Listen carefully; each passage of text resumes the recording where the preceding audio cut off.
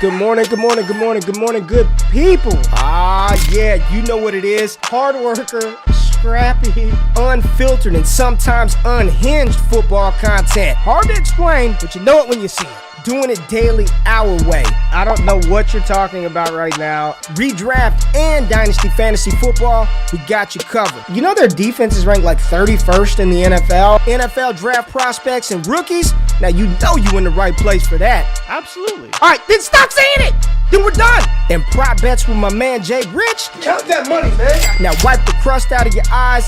Get you a cup of coffee. It's time to wake your ass up with Ray G. You honestly are making absolutely no sense and you sound silly as hell. What's going down? Good morning, good morning, good morning, good morning, good people. It is Wednesday, May the 25th, 2022. Y'all decided to wake y'all asses up with Ray G. And for that, I appreciate you being here. It's good to be here this morning. Sometimes there are things that happen in life, man, that just take precedent over everything else. And, for those of y'all who may be tapping in for the first time or those of y'all that tap in religiously, you see the upside down Dallas hat. I live down here and right outside of Dallas, Texas. And yesterday, shooting at an elementary school in Uvalde, Texas, south of us, just hit home, man. And my wife is a teacher. I got my son is in elementary school. We didn't have the show on Monday because I had to go to his pre-kindergarten award ceremony, right? Elementary school. Wife's an elementary school teacher. Another little boy about to be in pre-K soon. So I just wanted to say, from the small, tiny, itty-bitty little platform that I have, whether your parents watching the show, you've got little brothers or little sisters or cousins or nieces or nephews, just my heart goes out to those families. Absolute worst nightmare type shit, like bigger than any of this football stuff, bigger than fantasy, like bigger than all of that, man. Just really, really the worst fear, sending your kid or your brother or your sister to school and just senseless act of violence. So I just want to say for anybody who might be down there in South Texas that's tapping into the show, state of Texas or anywhere across the world, man, just hug those loved ones closely, like cherish each and every day. And just my sincere thoughts and prayers go out to everybody involved, the teachers, the kids. Last week of school in Texas, just absolute worst nightmare, just crazy stuff. But my job and what I appreciate about, what I get to do, Monday through Friday, whether you like the prop videos or not, whether you like NBA or not, whether you like the WNBA or not, one of the cool things that I like that we get to do is come together for a little bit of time to take our mind off of, everything that's going on. And that's hard. That's really difficult sometimes to do that. But that's what I appreciate about this platform, this audience. We get a little bit of time to come together, engage as a community, have some fun together, and try to escape the craziness of life. So appreciate everybody tapping into the building today. Plan to have a damn good show. Who do we got in the building? Ty's in the building. Mike A. What's going on, Mike A? Joey Crack, Dynasty Barry, man. Me and Dynasty Barry been chopping it up. Sharp Dynasty mind in the space. I'm telling you, Dynasty Barry knows his stuff. My girl Joe's in the building. Austin. Somebody got blocked apparently in the chat. Marlon's in the building. Elwood, Oliver, Nick, JP. What's going on, everybody? Excited to be here today. Feels like we've been off for a while. I was talking to Jay before the show. I'm like, damn, I feel like we haven't done the show in forever. He's like, yeah, it's been a week. I was like, no, man. Did a show on Friday. So just goes to show how much we enjoy doing this and bringing y'all content every single week. Jay, how you doing this morning, my friend?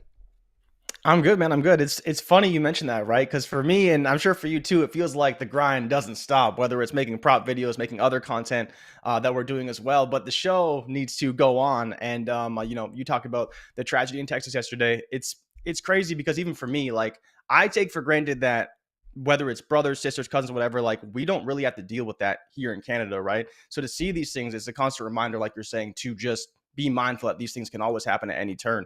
So I wanted to say that my hearts and prayers go out to everyone out there down affected in Texas and in the southern, or I guess it's western San Antonio community. Mm-hmm. But honestly, man, like I think for me and the show overall, It's just trying to provide that outlet, like you said.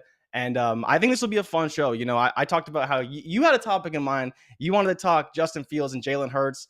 And then you made it seem like I curbed that, stole that thunder from you. You rained on my parade. You 100%. We're texting last night. I'm like, Jay, I want to talk about Justin Fields and Hurts. Give the real context. Give the people the real context.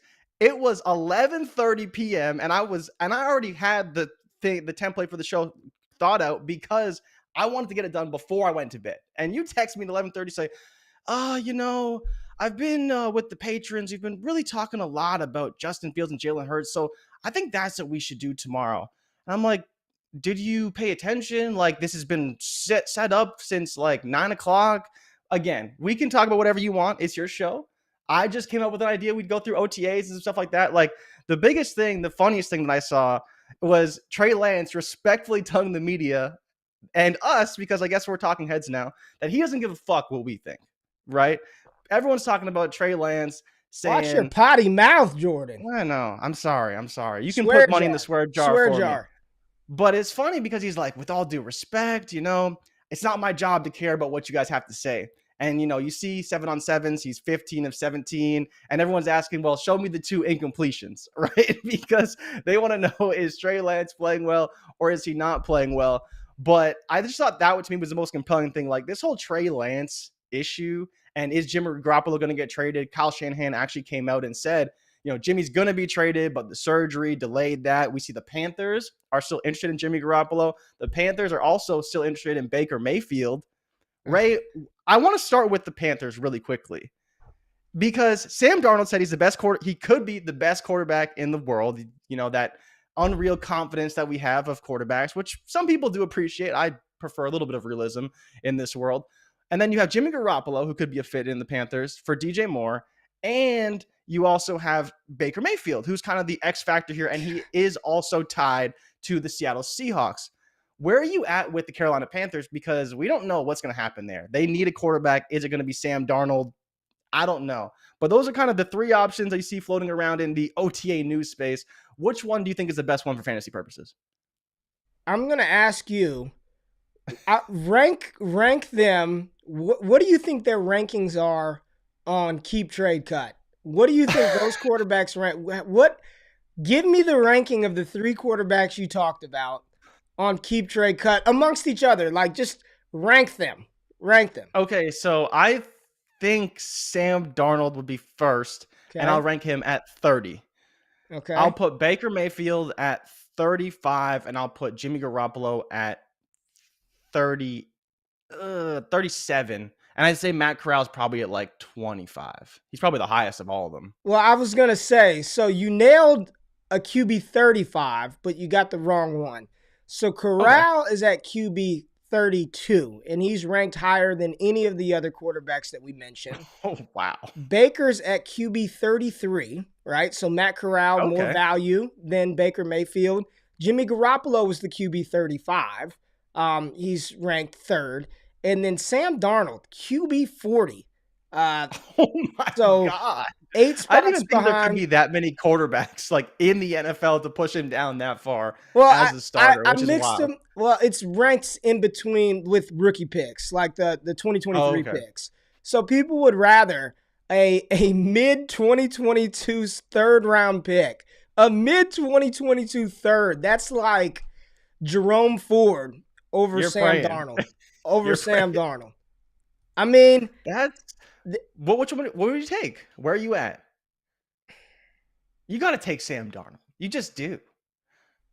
I think at that point, I honestly would rather have Garoppolo or Baker Mayfield playing quarterback. Okay. Yeah. Yes. I'm fine with that. Which one do you think is the best one for fantasy, though?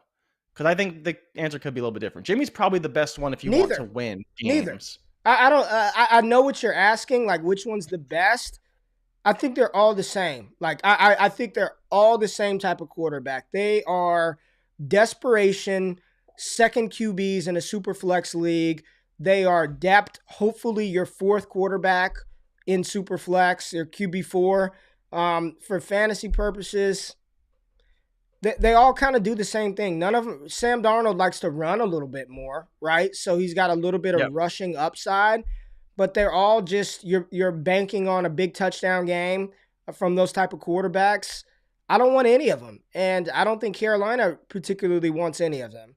And I think they're going to be in the hunt, Jay, for a top quarterback next year. You know, we did this exercise inside of the Destination Devy Discord, right? We were in the Heisman group and we were chatting a couple of days ago. What do you think the bottom 5 teams in the NFL will be next year? And then off of that, that's what led to the Jalen Hurts, Justin Fields conversation, because we were talking about teams in the NFL that we think are going to finish at the bottom, right? And the teams that we sort of came up with as a community were the Jacksonville Jaguars, the Jacksonville, the Chicago Bears, the Seattle Seahawks. Houston probably. I don't think Houston's going to be that bad, but they'll be at the bottom. They'll be bad, but I don't think they're going to be Seattle bad. I don't believe they'll be Chicago bad. I don't think they're going to be Jacksonville bad. There was one other team that we had in that mix to potentially Atlanta maybe in there. You said who? Atlanta, the Falcons? We didn't say Atlanta, but that's a good call. We did not say Atlanta, but I like that call. But when you're talking about, let's just focus on Seattle, Jacksonville, Chicago. The reason why the question kind of popped up, Jay, is because I said, of those teams, like, is there any way possible? Just vibe with me here. I'm not saying it could happen, but is there any way that Chicago finishes with the number 1 overall pick, that the Jaguars finish with the number 1, let's just say the number 1 overall pick, the worst team in football, and CJ Stroud goes out there and annihilates college football again, which I believe he's going to. I think he is going to. Ohio State's offense, offensively, they should shred every team they play this year.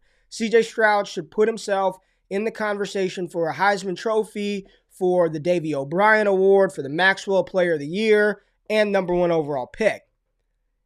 If Jacksonville and Chicago are at number 1 overall, is there any shot in hell, Jay, because I haven't gotten your answer, that they move on from these 2021 quarterbacks, from T-Law or Fields, after year 2? Is there any shot that Chicago says, I mean, we didn't draft him, not our guy, CJ Stroud is here, Fields look bad, or Trevor Lawrence again? Is there any shot in hell that a team would have the balls? Or the Jets?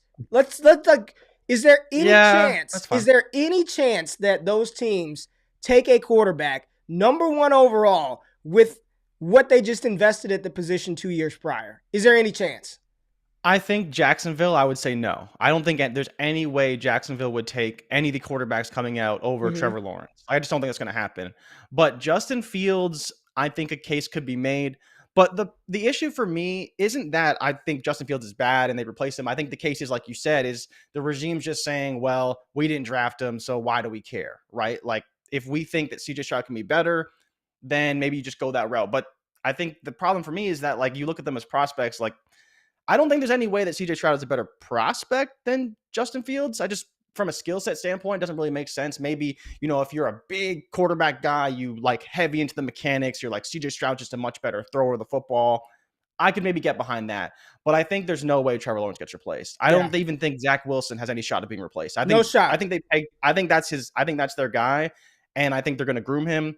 If they could get Stroud, maybe, because they just want that pocket passer. Maybe they believe Stroud is better. Maybe, but I think Justin Fields is the one who could be on the hot seat. Absolutely. I don't think he's on the hot seat. I'm not going to say he's for sure going to be replaced, but if he sucks and they're, like you're saying, number 1 pick, he's going to have a terrible season. Yeah. It's going to be beyond like you look at what the season Trevor Lawrence just had. Jacksonville, the number 1 pick. Trevor Lawrence was awful all year long. If Justin Fields is that bad again after not having a very good rookie campaign, I think there's a great shot that he gets replaced. I really do, because he wasn't the number 1 pick. He's not the golden boy. He's just Justin Fields, who no one actually really wanted on draft day. They wanted Trey Lance. They wanted, Zach Wilson. And I think he just kind of fell to the Bears, and then Ryan Pace wanted to try and save his job, so he took him. I don't think there's as much connection with the future of the franchise in Justin Fields in Chicago as there is for these other quarterbacks. And I think that's really the biggest issue here. Do I think it's a good, smart move? No, but I could see them making that move if they're desperate enough. And like you said, if they have the number 1 pick, that's a bad team right there. That's a really bad team. Yeah, I don't. And what sucks about it is, like, I agree with what you're saying, but I don't think it's a product of Fields being bad. Like, the team is just bad, and they did. Yeah, and we it's a talked terrible about this. team. We talked about this in the Discord last night. They did nothing to help him out. Nothing. No.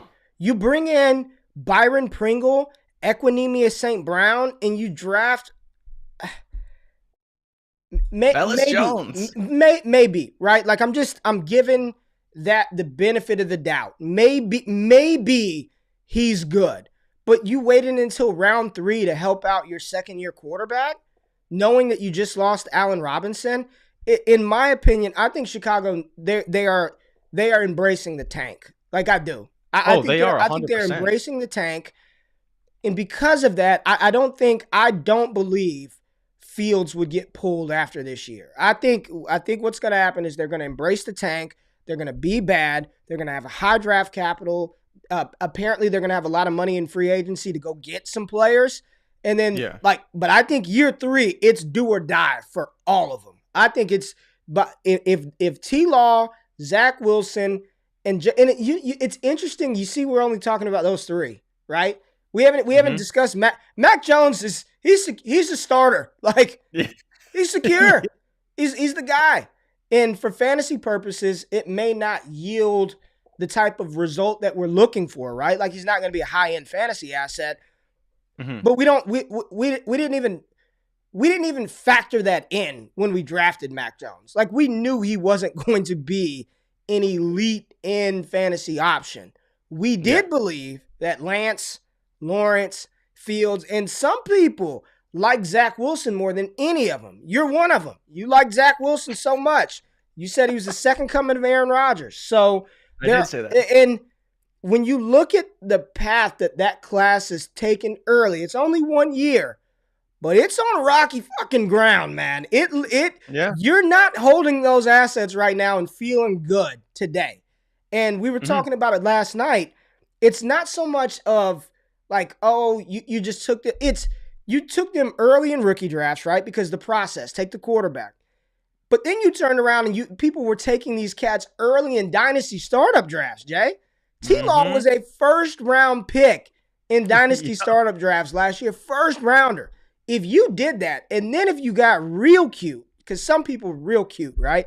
They want to do the product. They took T-Law in round 1 and then Fields in round 2. Like, oh, shit, I'm really going to show you. Like, I got it under control here. I'm going to take T-Law at 110, turn around and get Fields at the 202, 203, whatever.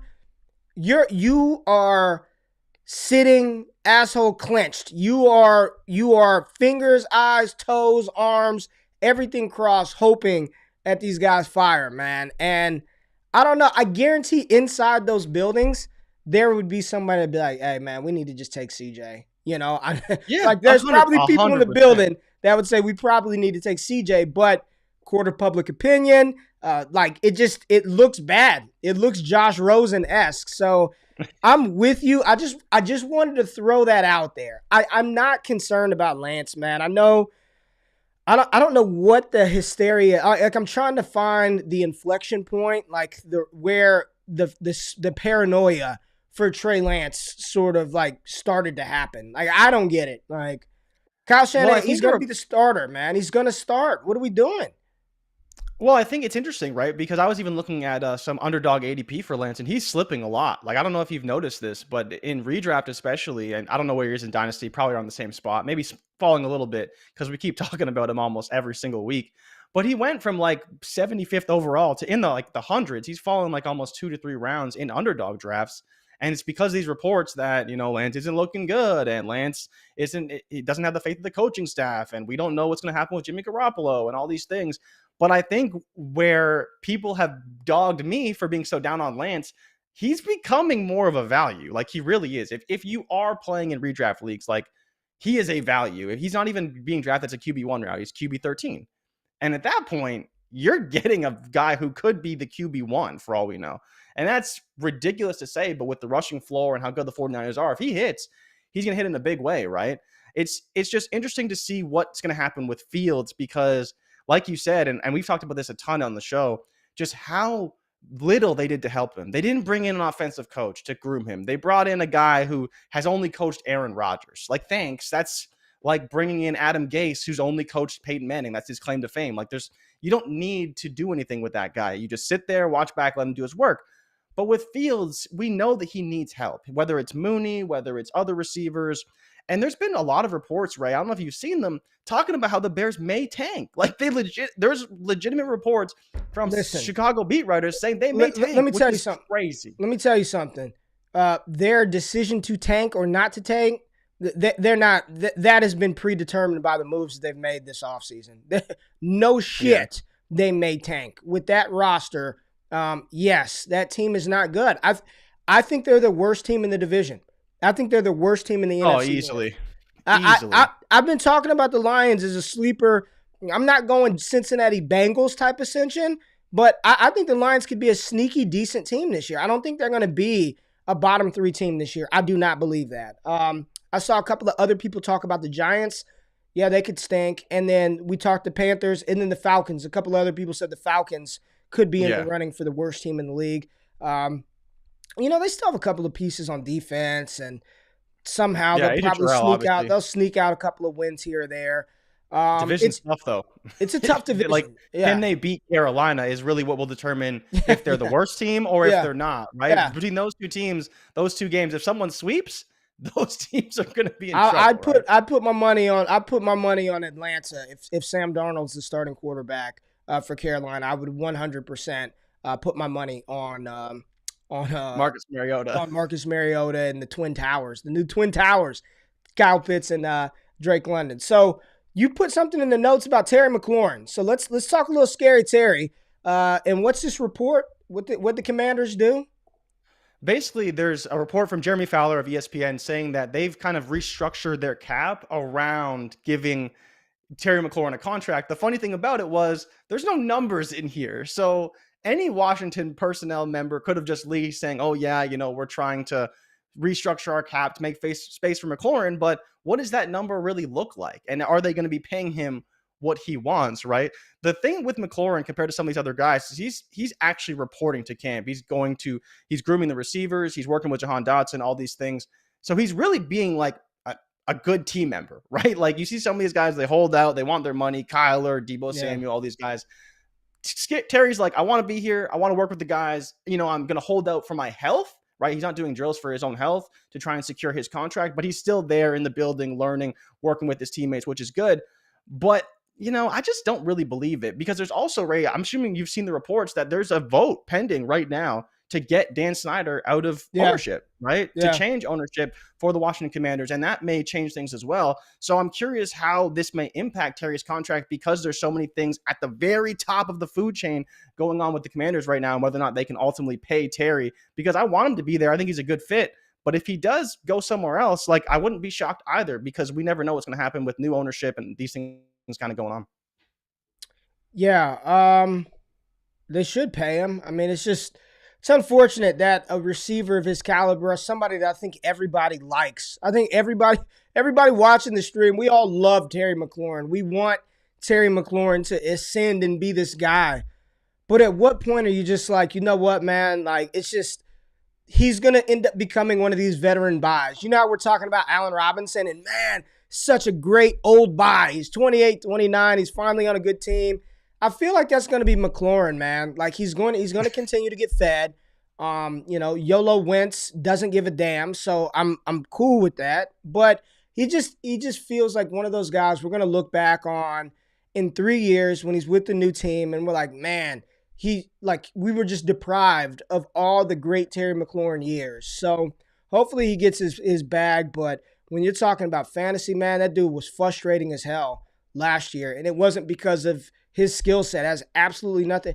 These receivers are quarterback dependent to a degree, man. They need somebody to get them the ball. And Taylor Heineke, Taylor Heineke couldn't get it done. He couldn't do it, man. So hopefully he gets paid, but he's one of the cats. If I had him in Dynasty, I'd probably be trying to flip him, honestly. Like I'd probably, really? Yeah. And it's not because I dislike him. By the time that I feel confident rolling him out there week in and week out, like I would just rather hit the reset button. Like if I can get a 23 first for him, I would look a single first. I don't care where it's at. I'd move him straight up. I'd move him for a Really? single first. Yeah. Like, and I mean, and you know I like Terry McLaurin, but yeah. what I like more is having players that are going to score me points consistently week in and week out to help me win. I like that more than how much I enjoy watching the player. Once my rosters are out of contention, I miss the playoffs, it's over, then I'll enjoy my favorite players. But up until that point, if I can just flip the reset button, get out of McLaurin, I would be actively trying to move him. And if there's a manager out there that's mad, like very scared, a little bit nervous, I wouldn't mind acquiring, but I'm not paying a first for him. But I would 100% accept it. I'm not paying a first for him. No. Why? No. But my question is, you're in on Michael Pittman though. Yes. So why wouldn't you be in on McLaurin? Because Pittman's better than McLaurin. I don't know. Maybe you don't agree with that. You said Pittman is better than McLaurin? Yes. No, sorry. I think McLaurin's better than Pittman. It doesn't matter pretty easily. I don't think it matters who I think the better prospect player is. The opportunity is there for. They have the same quarterback. I don't think they have the same. Pittman just had a good season with Pittman. Just had a good season with Wentz.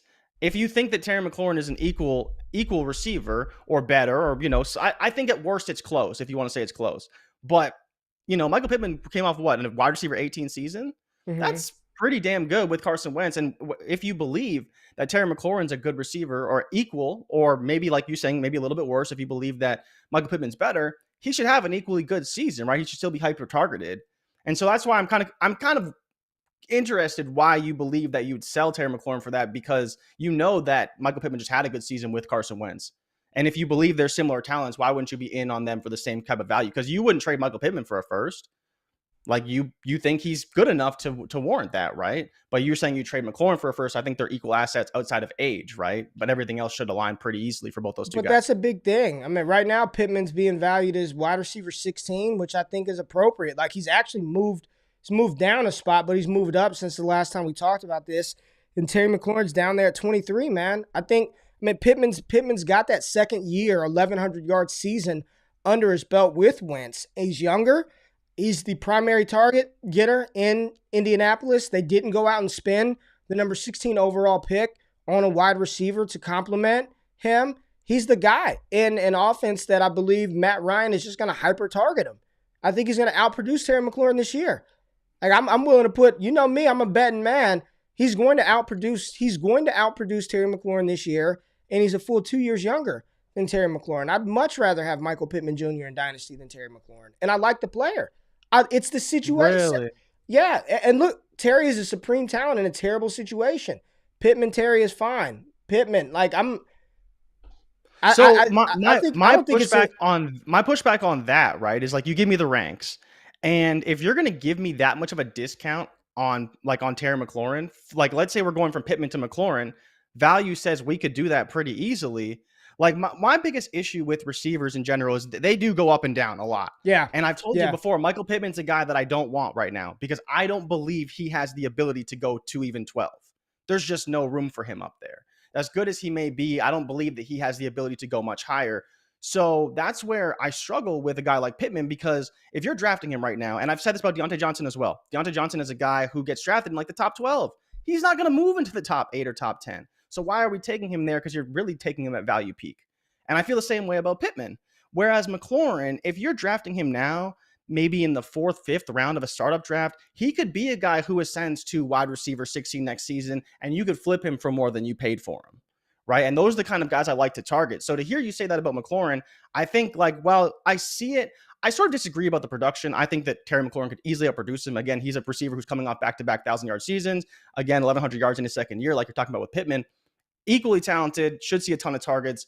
I think for me, it just comes down to the value game. And if you want to take Pittman over McLaurin, I get it from an overall production. I'd be willing to bet you on that. I think that Terry McLaurin can outproduce him because I think he's better than Pittman. And again, seeing what Pittman did with Wentz, I think Terry McLaurin can do that or do better. But I still don't think that value gap is warranted. I think it's too much of a gap between two receivers that I think are in similar situations. I get the Jahan Dotson factor, but that won't be as much of a factor this year. Next year, potentially, but this year it should be all McLaurin. A case of Topo Chico, Michael Pittman Jr. outproduces Terry McLaurin this year. You want to do it? Okay. Oh, we're going to do it, but I do have a request of the people. because we make a lot of bets and we forget about 90%. I write them down right here. Do you write them down? I write them down. I don't play about my money, bro. It's not about money. It's just, I don't play. I was going to put them in a note so we actually have them somewhere, so I can reflect back on them. So I will get those from you. But yeah, Case Topo Chico. So how many cases do we have bet right now? We got 3 cases on the line. A courier. Do you want the bet or no? Yes or no? Oh, I want it. Absolutely. Okay. Absolutely, right. I want Lock it in. Absolutely. So write it down. See, I have no clue where you were. Just did you want the damn bet or no? So I want the bet. Joe makes a good. Joe says, imagine a scenario where Hal is actually decent with upside in reference to that situation. I get it, man, but the odds of that happening. I mean, the dude was a 5th round pick. Like he's gonna. Yeah, I'm not betting on Sam Howell. He's gonna get one opportunity, and if he goes out there and stinks it up, that's it. You know what I mean? But this is not a me, Jay. I love Terry. You know how I feel about Terry McLaurin. I've said some outlandish things about Terry McLaurin to the high side. You did say he was a top 5 wide receiver at one point. I said some outlandish. I was feeling myself. I had taken a plane. I was excited. But I like Terry McLaurin, but I'd rather have Michael Pittman Jr. over Terry McLaurin right now. Now, everybody's freaking out about OTAs, Jay. People showing up, people not showing up. Doesn't mean anything. Should we be concerned? OTAs, organized team activities. This is not involuntary involuntary camp. This isn't where you have to show up. It's not mandatory. It's not training camp. It's practices, team gets together, camaraderie, right? You just for the business, but it is a business. So Deebo and Kyler said we ain't going. We're not reporting to that. We want deals. Apparently Kyler Murray is going to be at mini camp. Deebo's hanging out in Dallas. I'm going to get him one of these Dallas hats. Bring him on. Bring old Deebo to D-Town. I would love it. I would love him on the Dallas Cowboys. Do you care if players are at OTAs or not? Does it matter to you? Do I care? Yes. Does it matter? No. I do want to see my players at OTAs. That's the truth, right? Because especially for some of these younger guys, like it's quick tangent because Ray, this will probably make you laugh. Apparently N'Keal Harry isn't going to OTAs, which is just mind-blowing to me. A dude who literally is a fringe spot on the roster is not going to OTAs. Again, when you're Deebo, when you're Kyler Murray, you can do whatever you want to do. As far as I'm concerned, you guys earned it. Contracts, superstars, whatever you want to call yourselves. You have a right to skip OTAs. There's certain players that shouldn't do that. And so I do want to see them at OTAs. But if you're a Deebo, if you're a Kyler, no, it doesn't matter. And no, I don't care. Aaron Rodgers skips OTAs every year and he just wins the MVP. Yeah, so again, doesn't really matter. But it's interesting to see Deebo in Dallas because Ray, like, how would you fit that? I would love old Deebo in there. I would love it. What would you move to get Deebo in Dallas? Because I don't know what it would cost. I don't know. But then as well, how would they make the cap situation work? Because they're probably cap strapped right now. I'd have to imagine, depending on because they still have the Zeke contract, which has to have what $30 million on the book still. I don't know. To that guy, at least 2 more years. You got at least they got rid of Cooper. CD's gonna have to get paid what? Probably after this offseason, if they want to pay him, I guess. You got Gallup's contract. It's interesting, but I would love. Oh God, Joe, come on, Joe. It's too early for this violence, man. I already got ripped by Kelly. Don't do this. Don't do this, Joe. Joe said OTAs had Brian Edwards as the new Randy Moss and Terrell Owens and a combination of Larry Fitzgerald and Jerry Rice. I mean, it'd be nice if they were there, right? I want to see them out there with their team getting work in, but. Yeah. It's May, man. It's May. It's May. This is football, baby. And these dudes are every still day counts. They're still training and working with their specialists. And I don't think it's a big deal. I don't think it's a big deal at all. Like I don't think it's a big deal at all. I mean, I want the young guys need to be there, right? Like you got to get to play. But Deebo, Kyler, I'm not concerned. Trey Lance, is he there or not? Trey Lance is not there. Yeah, Trey Lance is there, bro. Yeah, he has to be there. Trey Lance said Jimmy ain't taking this job. I saw somebody say best shape of their life season, and that's exactly what we got out of Dallas. Zeke Elliott. Once again, he's in the best. Second year in a row. It's like the 4th year in a row. He's in the best shape of his life. Every year he just gets in better shape. It's like LeBron James, Benjamin Button. with Ezekiel Elliott. Ezekiel Elliott, Benjamin Button syndrome. He's in the best shape of his life. Sure. He's gonna be fed. He's gonna be fed 250 touches, so I don't care. Like, he's getting his 250, so 250 plus, so whatever. He's in the best shape of his life. Mac Jones has slimmed down as well. Focused on his Mac. Mac had that Hank Hill body. You know, he didn't look like who's the guy that plays Thor? Chris Hemsworth. I saw a picture of him. God, man, just makes you just feel like shit. You go out there to work out every day. You think you got a good pump, and get on Twitter, and there goes Thor, just built like a true Greek god. But Mac Jones, back to Mac Jones, he'll never be that. But apparently he's focused on his health. He's getting Tyquan Thornton involved. This is good for Mac Jones, right? You saw Mac Jones in the Pro Bowl rip off a 60-something yard touchdown. Sneaky rushing upside. So, Jay, I was looking at Mac Jones, right? How many rushing yards do you think Mac Jones had last year? Last year, I would go with 330. I don't think he had that many. You're supposed to. You gotta know the show, man. 50 yards. He runs a little bit. He's got some wheels. He's not afraid to go. 130, averaged 3 yards an attempt. 130. Mac's going for at least 300 this season. Mac's going over 250. Mac's going over 250 this year. He's getting you over 250. Mac picked up a couple of first downs, but he slimmed down. People are laughing. People are laughing about the Mac. Wow. Boston slander. We got the Celtics. We got the Red Sox. Jesus. But Ray, can we please? I'm sorry to make it personal. I am. But have you seen the reports about the Patriots offense? No. They don't even know who's coaching it. Bill Belichick refuses to name an offensive coordinator right now. He refuses. No one knows who's calling the plays. I think There's I did hear leader of the drills in practice. And do you know who is the current favorite to be the Patriots OC this season? He was a head coach actually last season, to make it even easier for you. He got fired. He landed back in New England, 2 of them actually, but he was only a head coach last year. The other one was a head coach 2 years ago. I know one of them is Bill O'Brien, right? No, Bill O'Brien is Matt Patricia still in Alabama. So Matt Patricia is one of the candidates to be the offensive coordinator in New England, despite being a defensive guy. But the current guy who is number one, right there in the comments, Patrick nailed it, is Joe Judge. He is the guy who is pegged to be the offensive coordinator and is the current quarterback coach, apparently tied to the hip of Mac Jones in practice and running drills.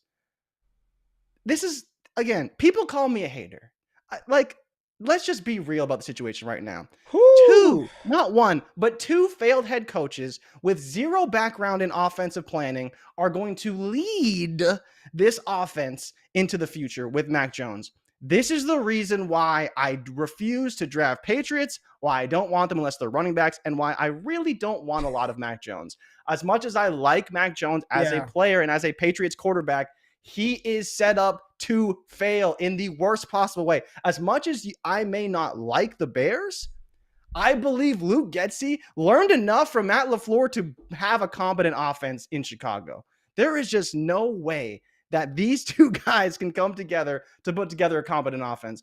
You know what they're probably going to do? They probably got photocopies of Josh McDaniels' playbook last year, and they're just going to run the plays, flip through pages and just say, yeah, that looks good, and we'll play that one. Like, bro, it's just, I can't even believe what I'm seeing out of New England for a team that has upside, and what they have in Mac as a guy who came out, wasn't supposed to be anything, and was really good. Now they turn around and do this shit. Like, how are you supposed to develop this guy and compete in a division with Josh Allen, Tua Tagovailoa with the revamped offense, Zach Wilson with an improved offense, and what do they have? They got fucking Joe Judge and Matt Patricia leading this charge. I don't know what to do. I don't know what to think. It's crazy. I got nothing to say. I mean, you killed that, man. I mean, you tell us how you really feel about your New England Patriots, man. You sound disgusted. You sound disgusted with the moves but here's the thing. You shouldn't have been you don't want to, outside of best ball, like, you're not going to take any of the Patriots and start them with confidence. None of them. There's nobody on that roster that Maybe Hunter Henry because tight end is so terrible. Yeah, like the tight end or maybe a running back is like I don't even a think back end Jay. flex option. I don't even think you know which running back to start. Is it Harris? No, you don't. Is it going to be Ramondre? James White is back. They drafted Pierre Strong in the 4th. Devontae Parker. I forgot about Devontae Parker's there. You got Kendrick. Outside of best ball, I don't think you want any of them. Like, you don't want to start any of them on a week-to-week basis. Not one single New England Patriot. Damian Harris is going to have 14 carries for 52 yards. Ramondre is going to have 6 for 38 in the touchdown. James White's going to have, his 6 catches for 42 yards. Yeah.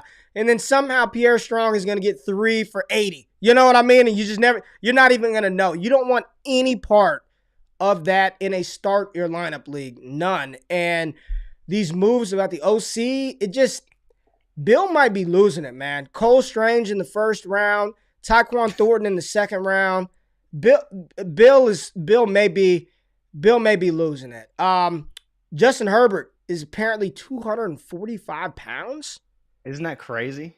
Yo, he's gonna look like a tank this season. I mean, he's not gonna play at 245, but he's listed at 237, right? So but again, probably about the same time. Weighs in pre anything really happening before he starts working out all these things, but yeah, beefed up in a serious way. Justin Herbert, 245, man. How many yards is he gonna run for if he's 245? Like, is he just going to Josh Allen this thing? He probably weighs more than Josh Allen now. That's a tank. I'm going to look it up right now. That's a tank. 245 for Herbert, beefing up. I like it. Real quick, I got my feelings got kind of hurt because, I am a Keontae Ingram. I will never quit Keontae Ingram to the day that he retires from football. I just think he's good. I keep saying, I told Matt Kelly, it's not his fault that one of the best running back prospects in the University of Texas's history decided to commit there, right? And it made Keontae Ingram leave. I'll never quit Keontae, but, they signed Darrell Williams to that Arizona backfield. So just, yeah.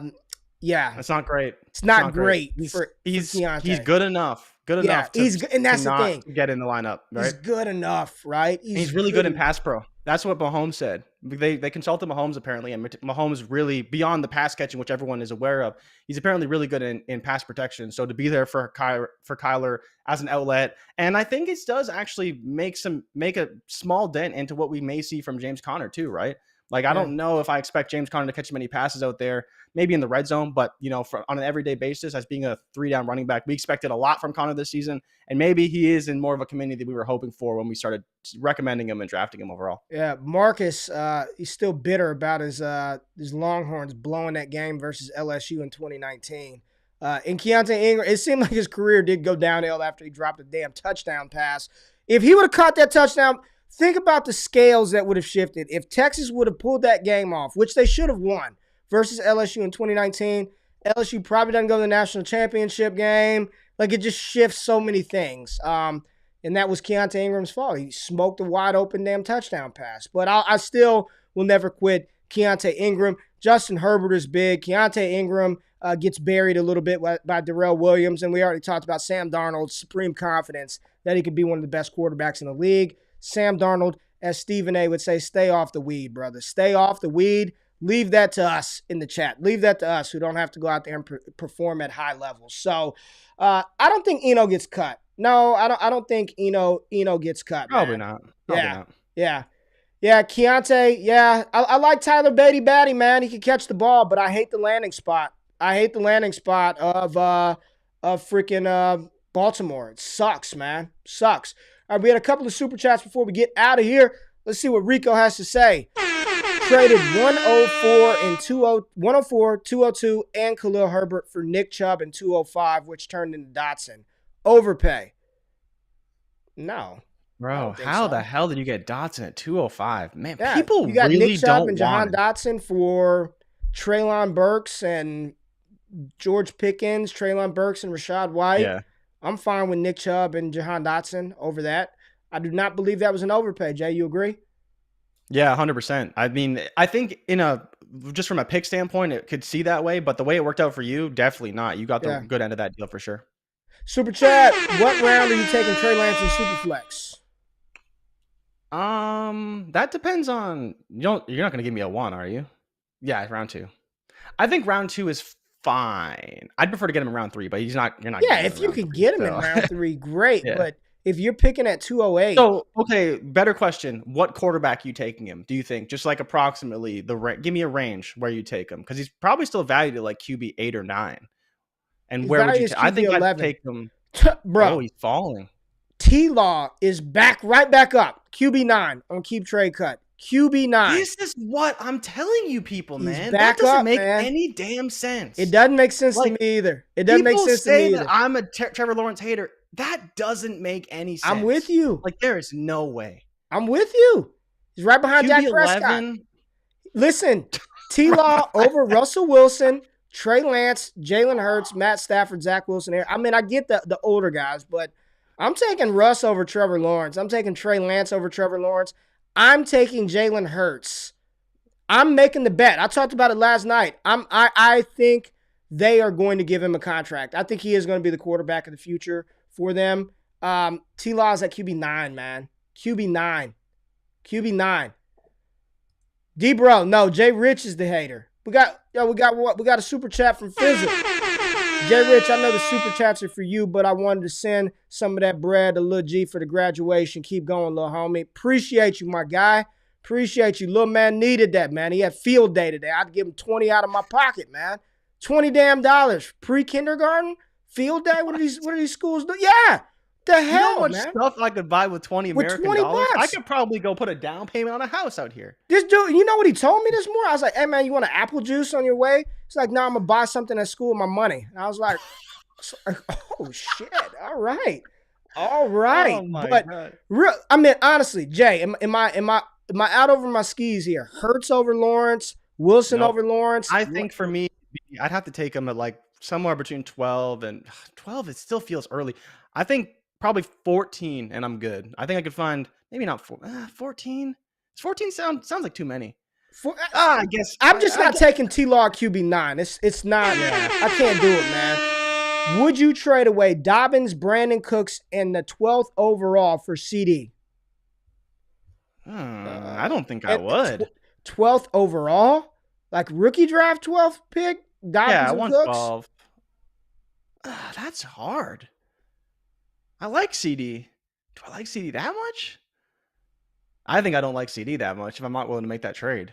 Same. I mean, I would rather Dobbins, Cooks in the 112, man. I think the problem is that Cooks could produce like very close, if not more than CD. He could. Right? I don't think I would do this. I would do this deal. I don't think I would do it. I love CD, but I think that's a little. I can't do it right now. I'm not buying. I feel like this is. I don't want to say buying him at his team, buying him at his peak, but I'm not gonna do it. Ian Dobbins. Oh, look at this. Bears fan, right? You guys should stick to analyzing teams from a football perspective because your Bears analysis is trash. Ian, man, thank you for thank you for your Appreciate chat, that. man. You're would love to have you on to hear your Bears expertise and how you break down this Bears team because you definitely have got a better understanding than we do. So thank you. Please send us a message so we can get you on the show, Ian, so you could put us in our place about our Bears analysis and how they've done everything to surround Justin Fields with talent, and they're going to be a really good team this year. Please, Ian, come on the show. Cooter Doodle, what's up, my girl? Cooter. All right, Jay, what are we doing? We getting out of here? We got the wheel of fortune, the wheel of fame, the wheel of spin. We're gonna do it again on Friday. So make sure you tap into the show on Friday. We're gonna bring the wheel back, talk some veteran wide receivers. Make sure we talk all Chicago Bears. Another Chicago Bears team review. We'll have the projections for the team on Friday just for Ian. So we appreciate y'all tapping in. Thanks for waking up with us. We'll be back tomorrow or Friday with more. Subscribe, comment for the algorithm. Ian, we love you, big dog. We out. Peace.